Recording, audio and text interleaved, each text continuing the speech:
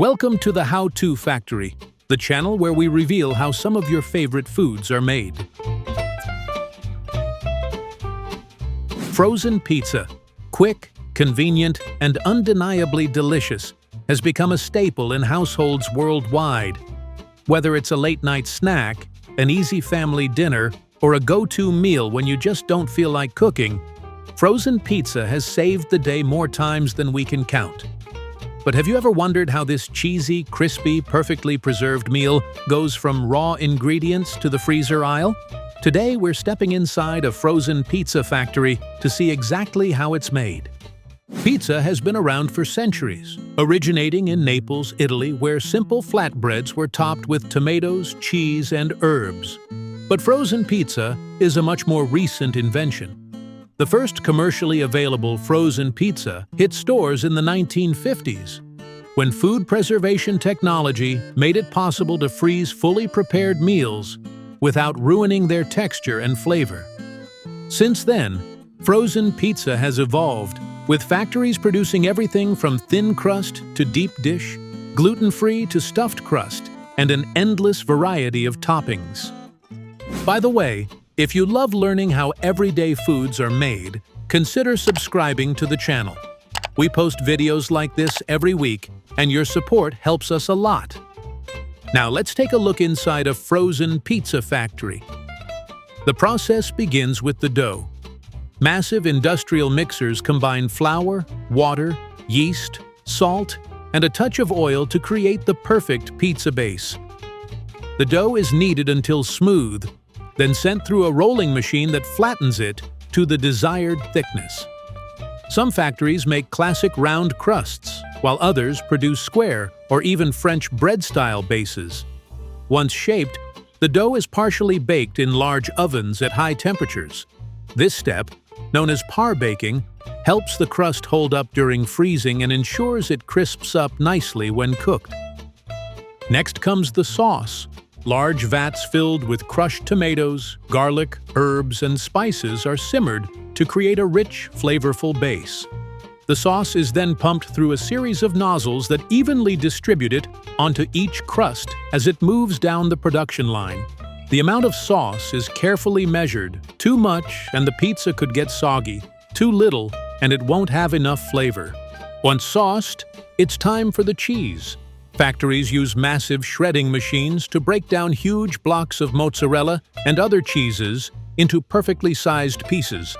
The shredded cheese is then evenly sprinkled over the pizza. Some brands use a blend of cheeses, adding provolone, parmesan, or cheddar for extra flavor.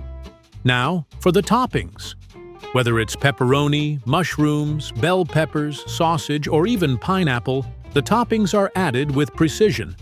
Some factories use conveyor belts and automated dispensers to drop ingredients onto each pizza, while others have workers manually place larger or specialty toppings to ensure an even distribution. Once fully assembled, the pizzas enter a blast freezer. This is one of the most critical steps in the process. The pizzas are rapidly frozen at temperatures as low as -40 degrees Fahrenheit or -40 degrees Celsius, using powerful air circulation systems. This quick freezing process prevents ice crystals from forming, preserving the texture and flavor of the crust, sauce, and toppings. Unlike slow freezing, which can make food mushy, blast freezing locks in freshness, ensuring the pizza tastes just as good when baked at home. After freezing, the pizzas move to the packaging line. Each pizza is either shrink-wrapped in plastic or placed inside a sealed box with a plastic wrap underneath to keep it fresh. The packaging is designed to protect the pizza from freezer burn and ensure it stays intact during transportation. Finally, the boxed pizzas are stacked onto pallets and shipped to grocery stores worldwide. Once they arrive, they're stocked in freezers, waiting for hungry customers to grab them, take them home, and pop them in the oven for a delicious meal in minutes. So, the next time you toss a frozen pizza in the oven, remember the incredible journey it took to get from a factory to your freezer. From carefully crafted dough to precision freezing technology, every step is designed to bring you a perfect slice anytime you crave it. Tapatio hot sauce, bold, spicy, and full of flavor, is a staple in kitchens worldwide. Whether drizzled over tacos, eggs, soups, or even popcorn, this iconic sauce adds the perfect kick to just about anything. But have you ever wondered how this fiery red sauce is made?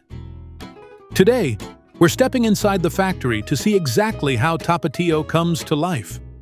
Hot sauce has been around for thousands of years, with early civilizations like the Aztecs using chili peppers in their cooking. Tapatio, however, is a more recent creation. Founded in 1971 by José Luis Saavedra Sr., Tapatio was born in California, but crafted with the rich, bold flavors of Mexican cuisine.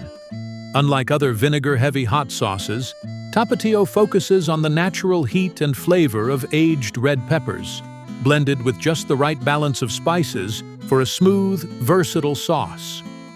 Over the years, it has become one of the most popular hot sauces in the United States, recognized by its signature charro Mexican cowboy logo. By the way, if you love learning how everyday foods are made, consider subscribing to the channel. We post videos like this every week, and your support helps us a lot. Now, let's take a look inside the Tapatio factory. It all starts with the key ingredient, red chili peppers. These peppers are carefully sourced from farms known for growing high-quality chilies. Once harvested, the peppers are transported to the factory, where they are inspected for ripeness, color, and heat level. Only the best ones make the cut. The next step is processing the peppers. They are washed thoroughly to remove any dirt or debris before being ground into a thick, fiery mash. This mash is then combined with water, salt, and a special blend of spices. Unlike some hot sauces that use a high amount of vinegar, Tapatio's recipe relies more on the natural flavor of the chilies, balanced with just a touch of acidity. The mixture is then cooked in large stainless steel vats. This cooking process helps blend the flavors together and brings out the deep, smoky heat of the chilies. The sauce is slowly simmered to the perfect consistency, allowing the spices and peppers to infuse fully. Once the sauce reaches the ideal thickness and flavor profile, it's time for quality control. Samples are tested to ensure the heat level, texture, and taste match Tapatio's signature flavor. This step is crucial. Any slight variation in spice or consistency could change the final product. Next comes bottling. The hot sauce is pumped through a sterile filling system and poured into Tapatio's iconic glass bottles. Each bottle is sealed with a cap and labeled with the brand's signature logo before being packed into cases. Finally, the bottles are loaded onto pallets and shipped to grocery stores, restaurants, and homes worldwide. Whether you find it in a small taco shop or a major supermarket, Tapatio's bold flavor remains the same, bringing a perfect balance of spice and zest to every dish. So, the next time you shake a few drops of Tapatio onto your food, remember the journey it took, from farm-fresh peppers to the perfect bottle of hot sauce. If you enjoyed this behind-the-scenes look, don't forget to like, subscribe, and hit the notification bell for more fascinating factory tours. Balsamic vinegar, rich, complex, and packed with deep, tangy sweetness, isn't just another condiment. It's the secret ingredient in everything from salad dressings to marinades and even desserts. A drizzle of high-quality balsamic vinegar can transform a dish, bringing out layers of flavor that balance acidity with natural sweetness. But have you ever wondered how this luxurious vinegar is made?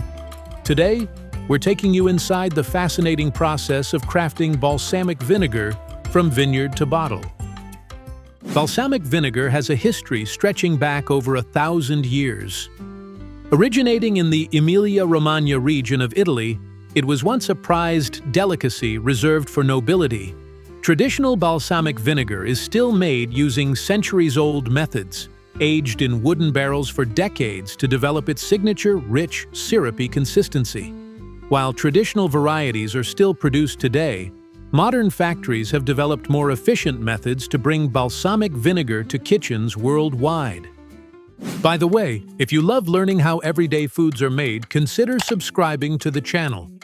We post videos like this every week, and your support helps us. It all begins with grapes, usually Trebbiano or Lambrusco, grown in the rolling vineyards of Italy. Once harvested, the grapes are crushed to extract their juice, which is then cooked down into a thick concentrated liquid called grape must. This must is the foundation of balsamic vinegar, providing the natural sugars that will ferment and develop into its signature flavor. Next comes the fermentation process. The grape must be transferred to stainless steel vats, where natural yeasts convert sugars into alcohol. Then, acetic acid bacteria take over, slowly transforming the alcohol into vinegar. This crucial step is what gives balsamic vinegar its signature tangy acidity. After fermentation, the vinegar is aged.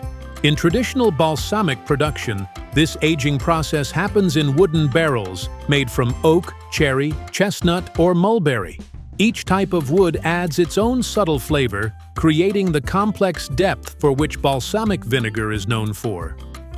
Over the years, the vinegar naturally evaporates and thickens, intensifying in both taste and consistency.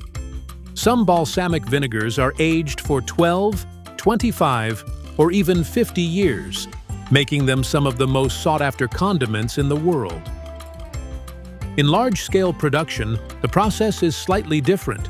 Instead of aging in small wooden barrels, the vinegar is matured in larger vats and sometimes blended with wine vinegar to accelerate the process. This allows for a faster turnaround while still achieving the signature sweet, tangy balance. Once the vinegar has aged to perfection, it goes through a final filtration process to remove any sediment. After passing rigorous quality checks, it's bottled and labeled, ready to be shipped worldwide. The highest quality balsamic vinegar is thick, glossy, and rich in flavor, while more affordable varieties are slightly thinner and milder, perfect for everyday cooking. From the vineyards of Italy to your kitchen, balsamic vinegar has remained a culinary staple for centuries, adding depth and sophistication to countless dishes. So the next time you drizzle it over a fresh caprese salad or reduce it into a rich glaze, you'll know exactly what made that perfect balance of sweetness and acidity. Red wine vinegar, bold, tangy, and intensely flavorful, is more than just a salad dressing ingredient. It's a key component in marinades, sauces, and even pickling, adding acidity that enhances and balances flavors. You've probably splashed it over a fresh salad or used it to brighten up a dish. But have you ever wondered how this kitchen staple is made? Today, we're taking you through the fascinating process of transforming red wine into the sharp, complex vinegar on store shelves. Red wine vinegar has been used for centuries, dating back to ancient civilizations like the Greeks and Romans, who discovered that when wine was left exposed to air, it naturally turned into vinegar. The name itself comes from the French word vinaigre, meaning sour wine. Over time, the process was refined, and today, factories use controlled methods to produce high-quality vinegar efficiently while maintaining the depth of flavor that makes it so popular. By the way, if you love learning how everyday foods are made, consider subscribing to the channel. We post videos like this every week, and your support helps us. It all starts with red wine, usually made from grape varieties like Merlot, Cabernet Sauvignon, or Zinfandel. These wines are sourced from vineyards worldwide and chosen for their rich flavors and acidity. Once delivered to the factory, the wine is tested for quality before beginning its transformation. The first step is fermentation. The red wine is placed into large stainless steel tanks, exposing it to oxygen. Special bacteria, known as acetobacter, are introduced to kickstart the process of turning alcohol into acetic acid. the main compound that gives vinegar its sour taste. This fermentation can take several weeks to months, depending on the desired strength and complexity of the final product. For traditional red wine vinegar, aging is an essential step. The vinegar is transferred into wooden barrels, often oak, cherry, or chestnut, where it continues to develop its rich, well-rounded flavor. The wood subtly infuses the vinegar with additional depth, smoothing out its acidity and enhancing its natural fruitiness. Some vinegars are aged for several years, creating a more complex and mellow taste. In large-scale production, the process is sometimes accelerated using the submerged fermentation method, where bacteria grow on floating wood shavings inside tanks, increasing surface area and speeding up fermentation. This allows manufacturers to produce vinegar faster while still retaining its signature tangy taste. Once the vinegar has reached the perfect balance of acidity and flavor, it's filtered to remove any impurities. Some varieties are left unfiltered for a more robust, natural taste, while others go through multiple filtration stages to create a more straightforward and more refined product. Finally, the red wine vinegar is bottled, labeled, and shipped worldwide. Whether it's a high-end aged variety or a more affordable option for everyday cooking, each bottle holds the result of careful fermentation, aging, and craftsmanship.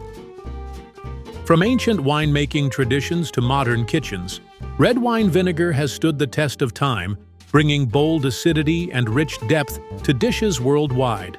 So the next time you use it in a vinaigrette, a marinade, or a slow-cooked sauce, you'll know exactly what went into making that perfect balance of tartness and flavor. If you enjoyed this behind-the-scenes look, don't forget to like, subscribe, and hit the notification bell for more factory-made insights. Have a favorite food you'd like us to explore? Let us know in the comments below. Thanks for watching The How-To Factory. Have you ever been curious about how your favorite crispy potato snacks are made?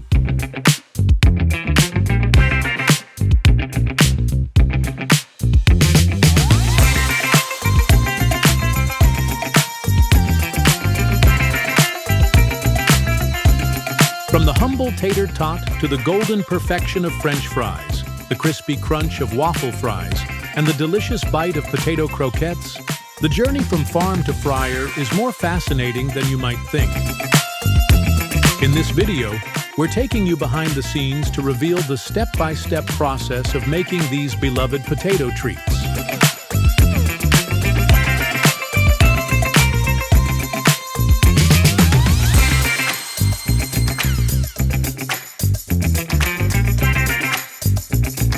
Get ready to see the high-tech machinery, secret ingredients, and expert techniques that turn simple spuds into irresistible snacks we can't stop munching on. Join us as we unveil the process behind the snacks that brighten your day, from the first mix to the final bite.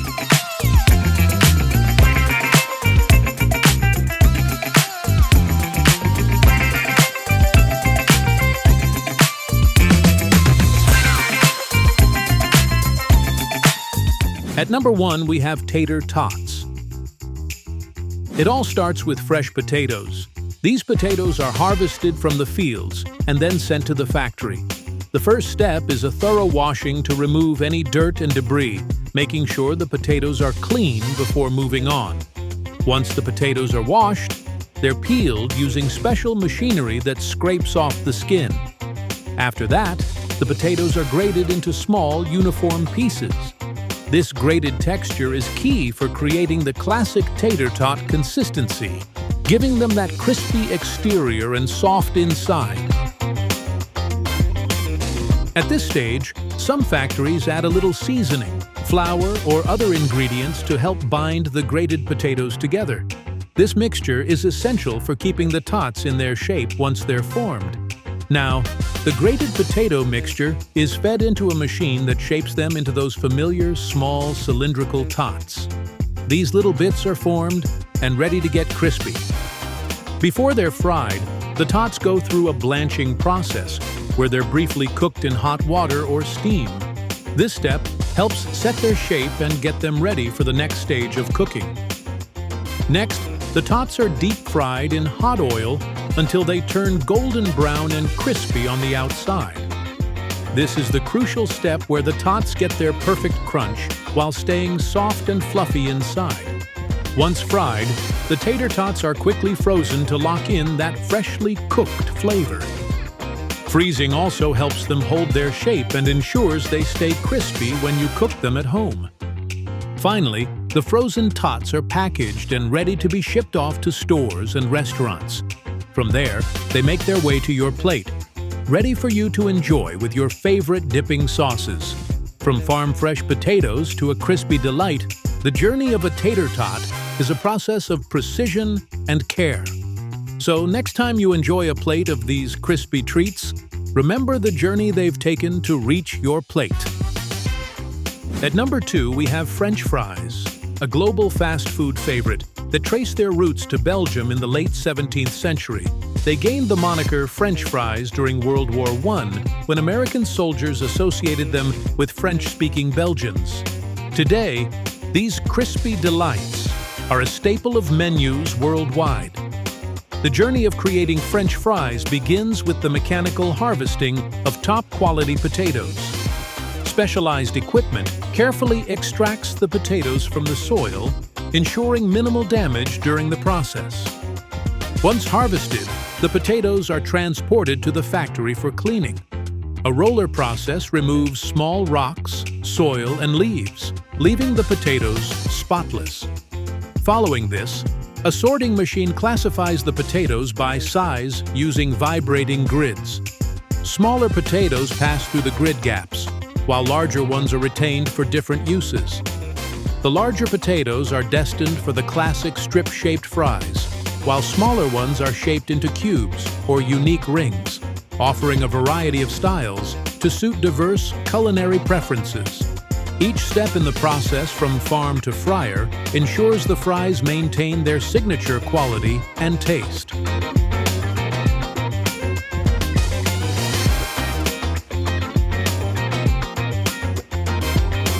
Once sorted, the potatoes transform into French fries by entering a large steaming chamber. A brief 10-second exposure to pressurized steam softens the skins, allowing them to be easily removed with minimal force.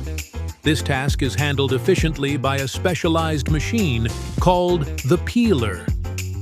After peeling, the potatoes are thoroughly washed with water to ensure they are spotless. Workers then inspect the potatoes, discarding any with green or spoiled spots and removing lingering bits of skin. Chopping the potatoes into their signature fry shape involves one of two methods.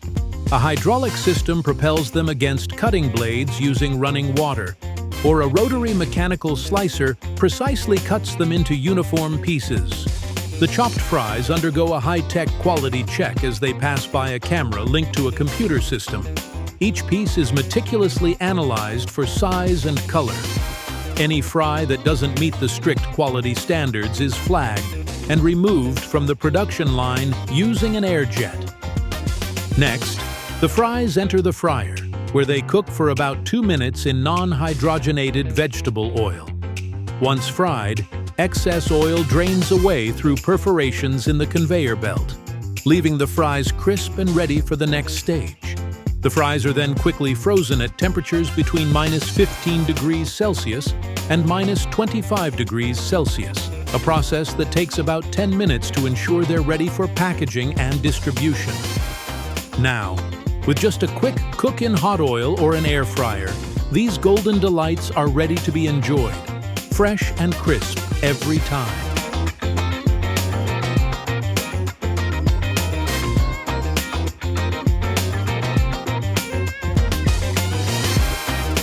And last but not least, we have potato croquettes, a beloved treat known for their creamy interior and super crispy shell.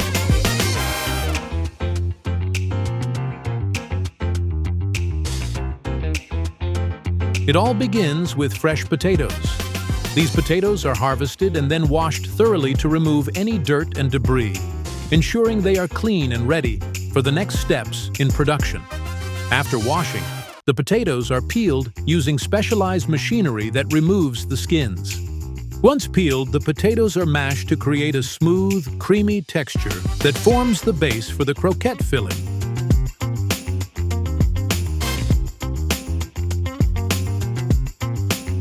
The mashed potatoes are then mixed with a variety of ingredients. Common additions include seasonings like salt and pepper, as well as other ingredients like cheese, herbs, or meat, depending on the recipe. This mixture gives the croquettes their signature flavor and texture. Next, wet ingredients like egg yolks and full cream milk are added to the mix. The ingredients are thoroughly combined until the mixture is well blended into a dough-like consistency. The potato mixture is then transferred into a funnel-like machine, similar to a sausage stuffer, which shapes the mixture into long cylinders. As the cylindrical potato dough exits the funnel, it is transferred onto a large pan, ready to be chilled. The croquettes are placed in the freezer overnight to firm up before the next steps. The next day, the frozen potato dough is removed from the freezer and transported to a cutter, which slices the dough into designated sizes. After cutting, the pieces are placed into a bowl and coated with all-purpose flour. Then, they're dipped into a bowl of whisked eggs, followed by a coating of finely crushed breadcrumbs. The croquettes are laid onto a tray sprinkled with flour to prevent sticking, ensuring they remain intact during the next phase. In a separate room, a large pot of cooking oil is heated to 270 degrees Celsius, 340 degrees Fahrenheit. With care, the croquettes are lowered into the boiling oil, where they fry gently, being stirred every minute for even browning. Once golden and crisp, the croquettes are removed from the oil and placed on a conveyor belt to cool for about 60 seconds. Once fried, the croquettes are rapidly frozen to lock in their freshness. Freezing also helps them maintain their shape and texture when they're cooked later. Finally, they're packaged and stored in the freezer, ready for consumers to reheat and enjoy whenever the craving strikes. And that's a wrap. From the crunchy feel of the French fries to the unique processing of waffle fries, every snack has its loved taste and origin. Hit subscribe, and let's dip into the story of what makes every bite unforgettable. Thanks for watching. If you enjoyed learning about how your favorite foods are made, don't forget to hit that like button and subscribe for more behind-the-scenes looks at your favorite food production process. Drop a comment below if you've ever wondered how anything else is made. We might feature it in an upcoming video. Until next time, stay curious and keep exploring the flavors of the world.